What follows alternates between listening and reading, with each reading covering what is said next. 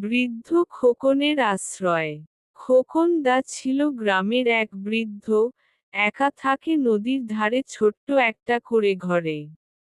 ছেলে মেয়ে শহরে, বছরে একবার আসে কি আসে না। তবুও খোকন দা রোজ নদীর ধারে হেঁটে বেড়ায়, বাগানে জল দেয়, আর বিকেলে এক কাপ চা বানিয়ে আপন মনে গুনগুন করে। সেদিন বিকেল থেকেই আকাশের রং অস্বাভাবিক হয়ে উঠেছিল। গ্রামের বড়রা বলল, আজ রাতে ঝড় হবে, খুব সতর্ক থেকো। খোকন দা জানলা দরজা বন্ধ করে চুপচাপ বসে ছিল হারিকেনের আলোয়। হঠাৎ বাইরে কে যেন ডাক দিল, বাবা গো, একটু জল দাও।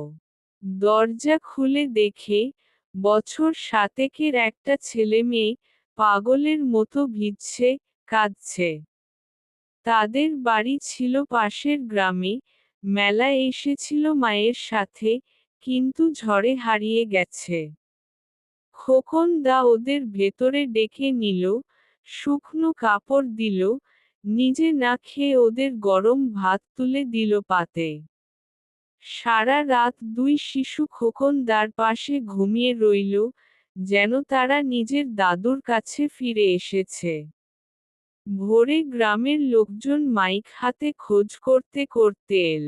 মা ছুটে এসে বাচ্চাদের জড়িয়ে ধরল। এই বৃদ্ধ মানুষটা না থাকলে, মায়ের চোখে জল।